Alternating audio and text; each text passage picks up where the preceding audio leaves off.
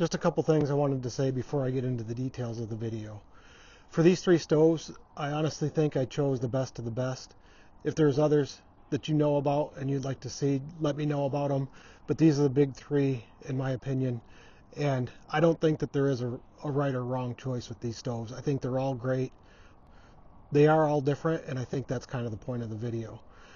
I don't really believe in the reviews that are the best product and the worst product. I know those things get a lot of clicks and can get a lot of views, but I don't really believe in that for a lot of things, because what does best really mean? Best for somebody might be the lightest weight possible, and that's a clear winner. That's the Stoker stove. It's by far the lightest available in titanium. But what if best to you means the most versatility? Well, I think that's the Firebox. It has so many configurations, you can do whatever you want. This isn't necessarily about what is best. It's more about showing them side by side, showing the different features, and letting you figure out what you think might work for you. Why would you even be interested in a stove like this? I have 5 reasons for why I enjoy these types of stoves. First is simplicity. I don't know about you, but I usually go to the woods because it's a simpler way of life. I don't want to bring complicated gadgets to the woods with me to make me worry about stuff I don't need to worry about. With gas-fueled stoves, I've seen threads get messed up, jets get clogged, O-rings that leak, and parts breaking. Personally, I just like the super simple style of these stoves. Second is the space. With at least a couple of these stoves, they virtually take up no pack space at all. They can be slid in almost any pocket and almost forgot about. Third is that you have a nearly unlimited supply of fuel. How many times have you went on a multi-day trip and had to figure out how many times you plan to use your stove, how long you would use it each time, and figure out how much fuel you should take? All those things go away with a Twig stove. I'm sure it will not work well in some environments, but I have never found a scenario where I've had trouble finding fuel. If you are in those situations, you probably already know it and how to deal with it. For most situations, not worrying about fuel is a big deal. Fourth is these stoves are a very ecological way to cook in the woods. After the initial purchase of the stove, the resources to use it are readily available and renewable. No need to pack fuel bottles or fuel cans. For other stoves, new fuel needs to be refined, shipped across oceans, packaged, and shipped probably a couple more times before you get your hands on them. Then there is usually waste when you're done with it. With a Twig stove, the fuel comes from the earth and returns to the earth. Finally is the experience of using the stove. I have always had a love of campfires. When I was a kid, we had a simple cinder block fire pit, and we used it to burn off sticks in the yard and sit around it as a family.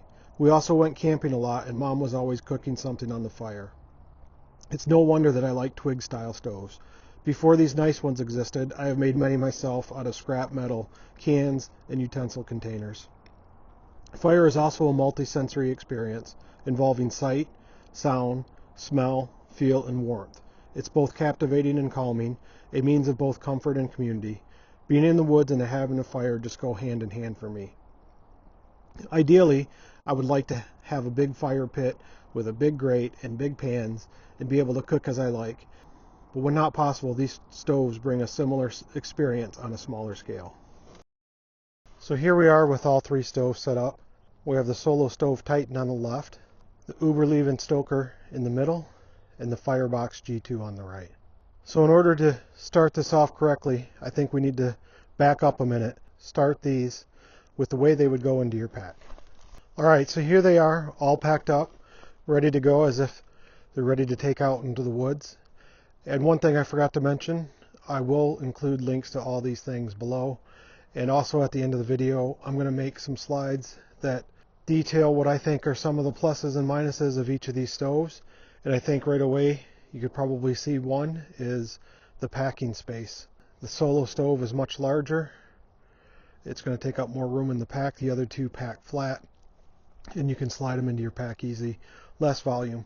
Now you could argue that you can fill up the volume of the Solo stove with other items such as foods or drinks or things like that. I've always struggled with finding the right size package to fit in there, because usually something's either usually too small that it doesn't really matter, or it's too big I can't fit it.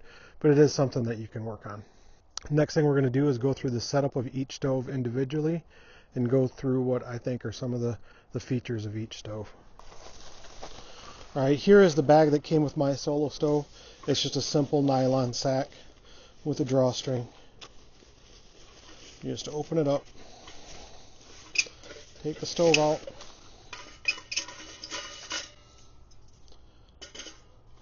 and there's your setup. Now usually I start the fire without that on. Gives me a little more space. Get the fire going. Right after start, put this on so that I can put whatever pot I want on it. So that's obviously one of the advantages of the solo stove. You sacrifice the volume, which is a little bit bigger to put in your pack, but there's virtually no setup. Very simple setup. Let me go over some of the design features of this stove. You can see it's got the air intake rings around the bottom. You've got an elevated fire grate in there, and then you've got the holes around the top. The way this is supposed to work, and it does work, I say supposed to work, but it works very well, is the elevated grate lets oxygen first get to your fire here, so it has more oxygen to burn. And then, much like a chimney on a wood stove, where you have cold air down here and hot up here, the outsides want to draft, and they bring in air from the bottom. And there's two walls here, and that air is heated as it comes through. And then once that heated oxygen exits these holes, they combine with the smoke from the fire, and they produce a secondary flame coming out of the top. So it uses what would be unburnt gases to reburn again for heat. And it does work very, very well. I know people claim a smokeless fire. I don't think there's truly a smokeless fire, but most times I do use this. I do get that secondary burn going, and I believe it produces a little bit extra heat. One other thing I wanted to mention, I'm only going to bring this up once, and I won't put it back in the video again because it's kind of out of scope. When I did buy this, this is the Titan size. I bought mine in a combination with a pot, and came together, and the stove fits in the pot. You put the ring down together, put the lid on. It does still fit in this bag, but this is very lightweight. I don't use this. I have a wax canvas bag that I got from PNW Bushcraft. It fits inside there. And the one thing I like about it is once you draw it up, you've got extra pockets here where you can store utensils or packets of coffee or whatever you want, and it's a neat little bag, and I just think it looks cool, so I ditched the bag that came with it in favor of this. Next is the Uberleben Stoker stove. As you can see, this one's pretty well used. This is actually my son's stove. He loves the thing. Of the three, this one's probably the most fiddly to set up, but it is not bad at all. You'll probably stumble through it the first couple times you do it, but it is pretty easy to set up. And it does come with this fire grate that I did not show earlier. So this is the bottom, this is the fire pan. You have three sides that are identical.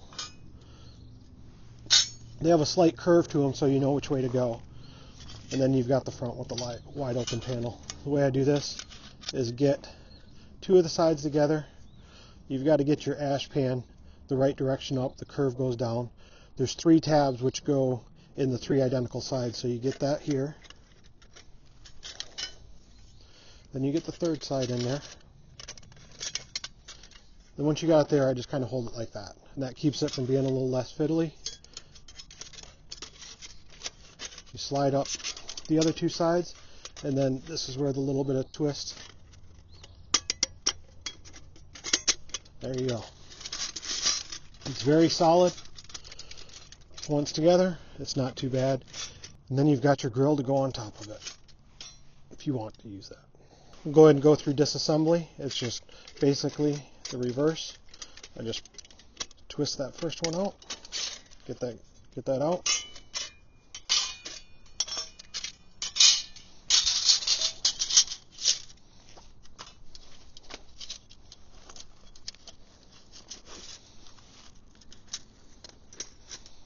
There you go.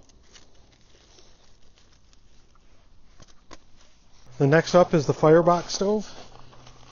And the one I got came in the nylon case with a ring. They do have a leather case available, but I figured I would mess it up, so I would just stick with the nylon. There's the stove, it's all packed up. So this one has 2 sticks that pin everything together, so you pull that out. These use later. Then it's got the ash pan on here now. The easiest way to get that is just when you open it up, it'll pop off. And the center fell down. Fire grate fell down when I set it up.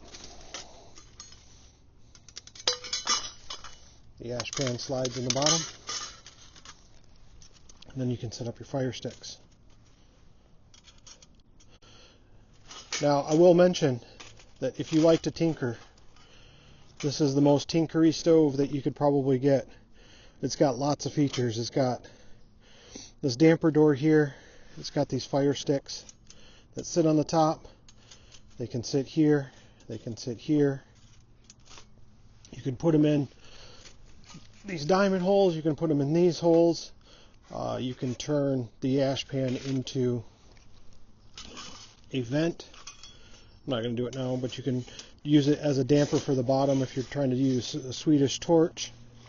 And I am going to mention this. I'm only going to review the stove in this configuration, but I did buy the deluxe kit, which has an extra set of fire sticks. By having 4, you can set this up in a crisscross way and put a can on top and bake in it. Also comes with another plate that sits down in the center so that you can elevate your fire if you have different cooking fuels. It's got a small fire grate for the top. It's got a large fire grate for the top. These things can be hinged off the sides and make little warming sides, and multiple configurations. I'm not going to do everything that is done on the Firebox website. I will just send a link to their videos where they explain it in detail. But for today, I'm just going to review it in the basic configuration, which is the stove, 2 fire sticks, and the ash pan. Now the disassembly of this one, simply take out the ash pan. You flip this bottom grate up, folds into place. The sides with the loops on it are where this thing snaps on. You snap that guy back on. You just slide the fire sticks back in place.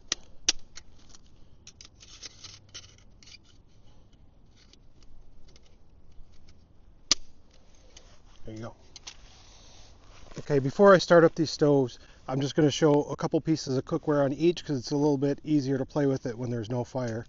So we're starting with the Solostove, and obviously if you use the pot that comes with it, it fits fine and there's plenty of room for it.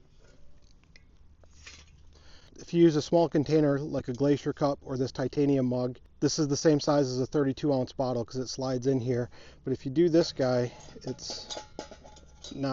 doesn't quite work. I usually don't cook in it that often, but what I do a lot of times is I'll set my coffee down, go away from it for a while, and it's cold, so I will come and hold it over for a few minutes, but this doesn't make it very easy.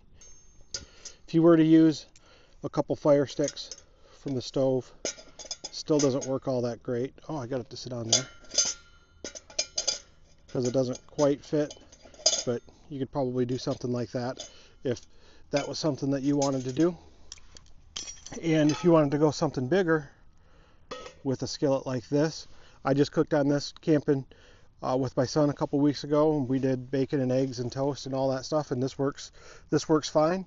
The only thing about this size of a pan is feeding it becomes more difficult because you either can't see from up here or you have to get down closer to the ground to feed it. It's not that big of a deal, but the other thing I noticed with this one is because the sides are all solid, you have limited visibility of what's going on with the fire. So I tend to have to get down with this one more to the ground, see what's going on.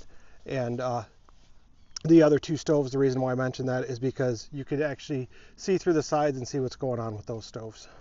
With the Stoker stove, same size pot, fits very well on this stove. The cup doesn't work so well. Again, you'd probably have to do something to hover over that, or you put the grate on and then just do that. So that works for you for the smaller containers. And then for the larger, it works just fine. This one's a little bit shorter, so it does block a little bit of the visibility, but you do have pretty easy access to this. I haven't used this one as much. That's what it looks like with a larger cooking pan on it. With the Firebox, I warned you that this one's the most tinkery stove. You can do the most changing around configurations, but just like it is with no fire sticks, the pot does sit on there. It's a little close on a couple of the edges, so if you're really worried about that, you've got these outside notches, and these are slightly above the grate surface, so it's actually going to sit on those sticks, which frees up the side and the damper, and you've got that.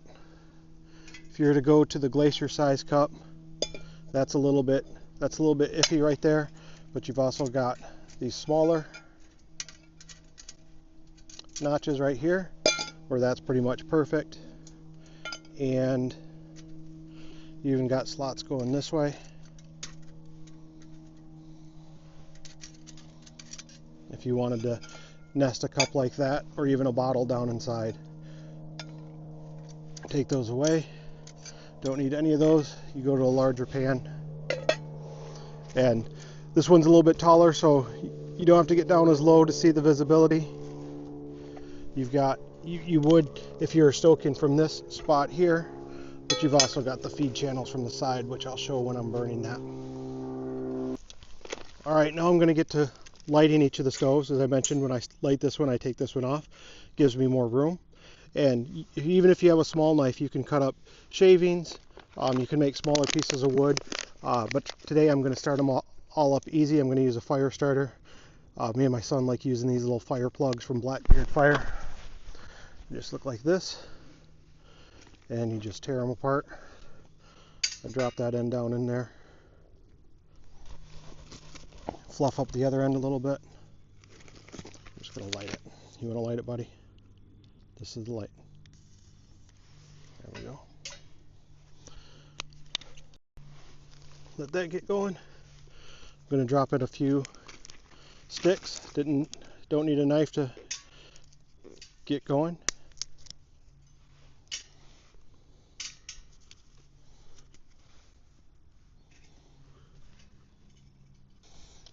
All right, it's going good enough. I'm going to add this on top, and we'll keep adding some larger fuel to it.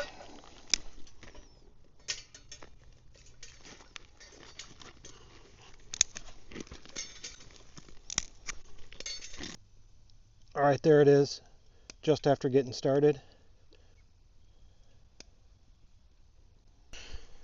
It's going good enough. I'm going to go ahead and place the pan on it, and I'll show you feeding it with a little bit bigger sticks.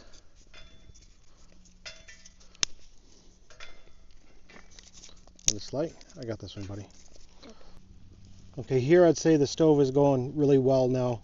I went ahead and took off the pot so you can see the flames a little bit better, and you can see those second gasifier holes putting out flame as well. One of the things that happened with this stove is, it's not a fluke, it happens every time I use it, is that everything burns down to a fine powdery ash. I'm going to go ahead and move on to the next stove, but I'll show you that when it's all done. Okay, so here's the Stoker stove. I'm going to take it through the same process with the fire plug.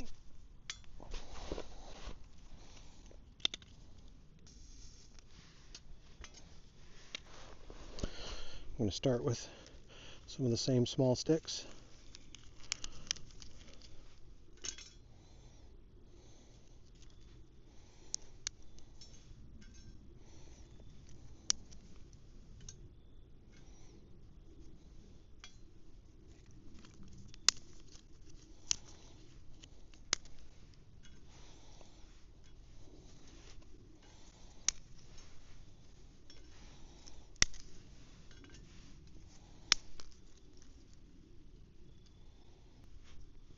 Now I'm feeding from the top now, but once I add the pot, I'll start using the hole on the front.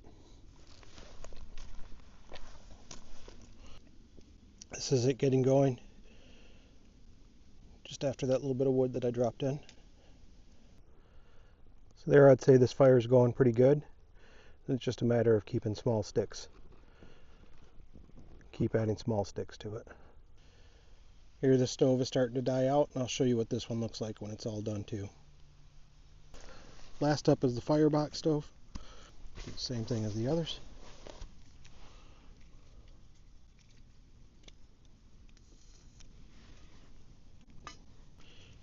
Gonna go ahead and start with some smaller sticks.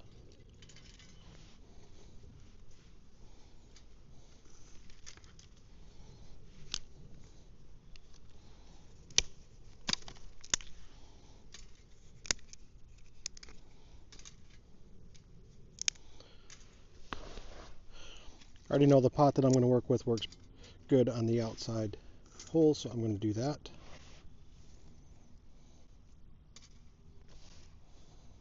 Give it a couple minutes to get going. One of the things I'm going to do different with this stove, because it has the features, is it's got these side features that let you slide in sticks like this. And as they burn, you can keep feeding them in further and further.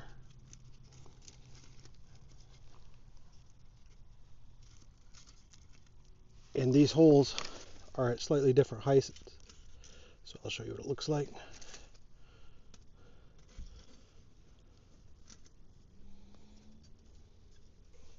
The crisscross action is supposed to create turbulence and good airflow, kind of like building a log cabin fire. And there is that crisscross pattern, and this is what it looks like just a couple minutes after getting it started. So that's going good enough. I'm going to go ahead and add the pot to it.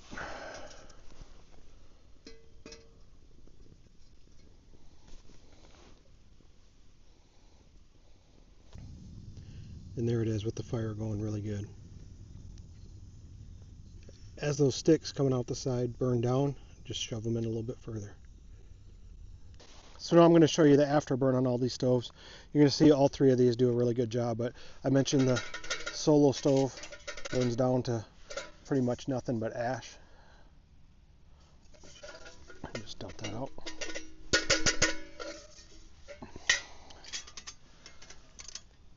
Here is a Stoker stove. Again, there's not any large pieces left. Pretty much down to just dust again.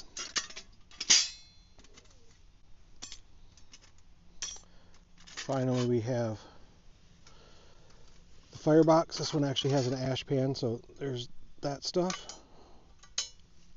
Looks like a couple sticks did fall through, but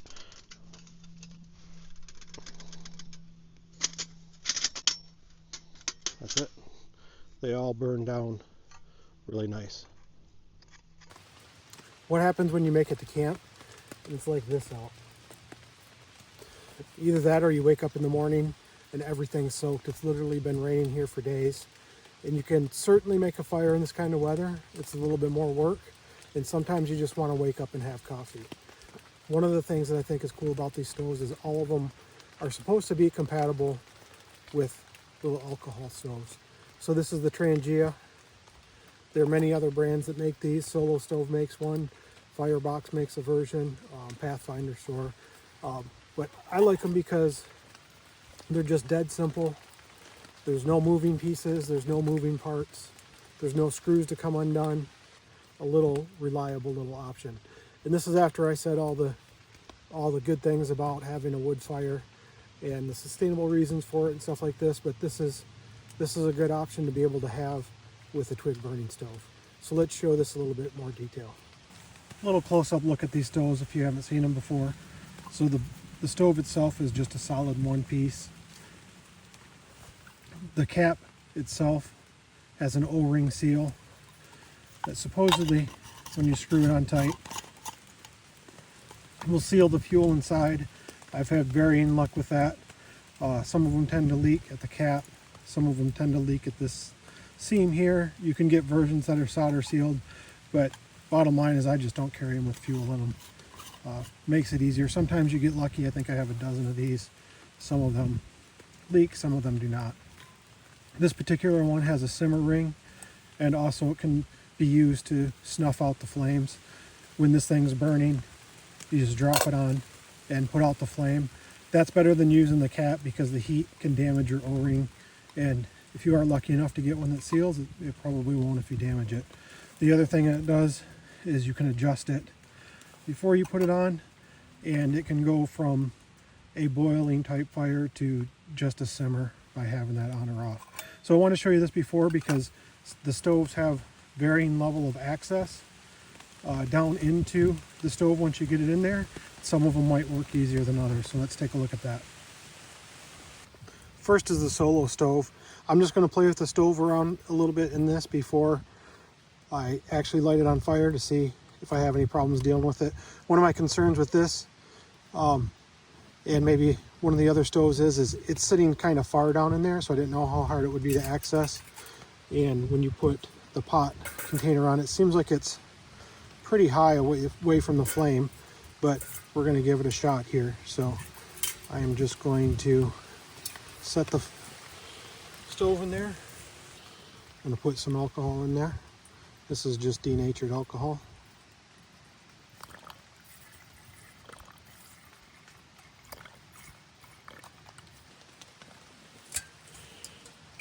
Got my pot of water ready to go. I just got it filled up to the bottom line. I'm not going to do a scientific time study here. I'm just going to try to boil a little bit of water on each stove and see how it works. Now with this in there a little bit further than the other stoves, little extendable lighter, looks like you can get in there and reach that pretty easy if you needed to. I just tend to throw sparks at it and get it going.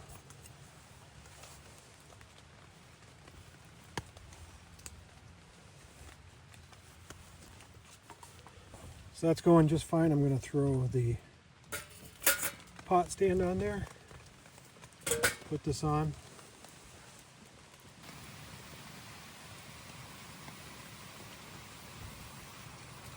So I was talking about here, this one, the bottom of the pot is quite far off the flames. But we'll see how it does. I also figured I might as well put this hot water to good use, so I'm going to try some bushcraft camp coffee. This stuff's pretty interesting because unlike the instant packages, it is a bag.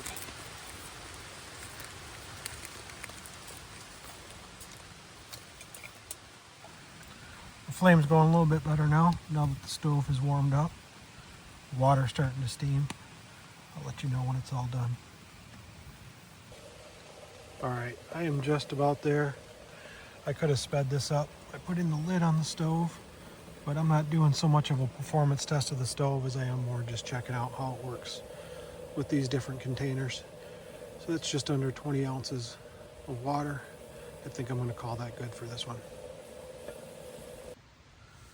And now here's the tricky part with this stove. With that sitting down in there, a little bit deeper, to see how hard it is to get the snuff ring out with the flames. It doesn't look too bad, probably about as close as I would get if it was burning anyway, so I'm just going to try to drop it on there, and there we go. Not too bad. Worst case, I would have had to just let it burn out, but I'd much rather save the fuel for later if I can. Alright, luckily I don't have to wait for this stove to cool down. I got 2 more of them, so we're going to move on to the next stove. Alright, next up we have the Stoker stove. This is the one that honestly worried me a little bit because this one does seem deeper inside there. It is a little bit deeper than the Solo stove, but not too bad. We got the water ready. We'll fuel it up in here. You could fuel it up before put it in here, but I think it'd be more worried about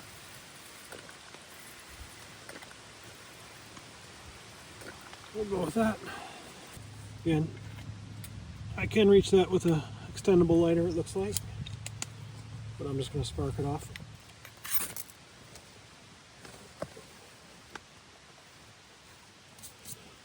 And it's going. Let you know how it goes after the stove gets warmed up. Alright, this is a few seconds after starting. This one seems a bit high. It is a bit windy out today. Good to have the coffee while I'm waiting. It is cold and rainy out right now. Now that the stove got warmed up, I guess the height isn't so much of a concern. Seems to work all right. We'll see when we do the final stove, but we're already starting to steam.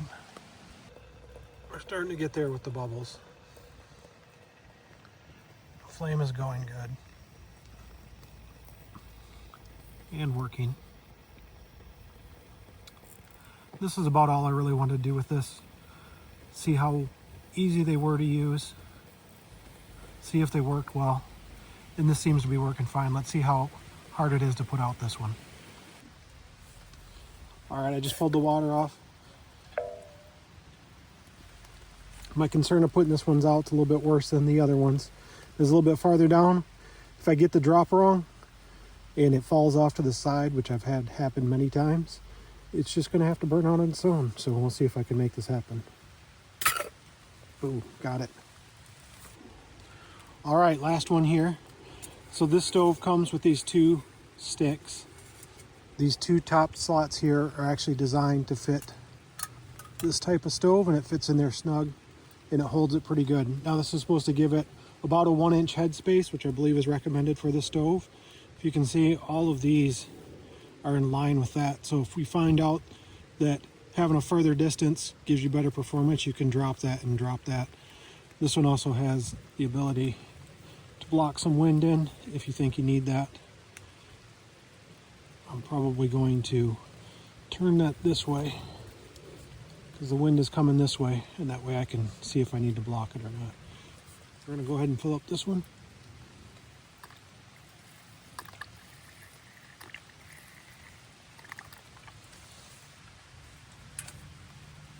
Got my water ready.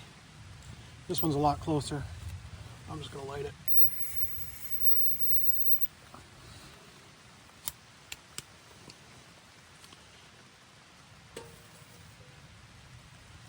This is just getting going. I wouldn't say that the stove's warmed up, but you can see how much closer that pot is to that stove. Let's see if it makes any difference. Let's get this thing. I can adjust down so you see a little bit better. All right, I'd say that that stove is good and warmed up now. And it looks like it's blasting a lot of its flame directly to the pot. Can't tell which one's working better at this point, but we'll see when it's done. I've given this one about the same amount of time as the other one. Seems to be working pretty much the same, about at the same point. About at the same point. None of them really seems any faster or slower, so let's see how it works putting this one out.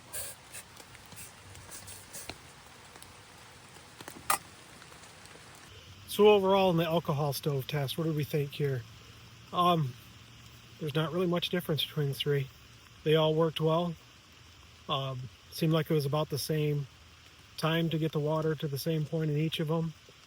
I don't think the container stove itself made much of a difference with using the alcohol stove. I would say just a little bit easier, I think, is the Firebox, being that it is up closer. It's easier to deal with the stove with putting it out. The only other thing is if you wanted to add the simmer ring during the cook, a lot of times you might want to bring something to a boil and then put this on and just let it simmer at a low temperature. I feel like this would be a lot easier to put on the stove, being that it's up towards the top than trying to drop it in. And then if you wanted to remove it to put the stove out, you'd have to fish this guy back out. Probably best with a pair of pliers, and I don't like to have to carry an extra set of things. So I guess the choice would be up to you and how often you think you'd use a stove like this, and if it would make much of a difference between the three.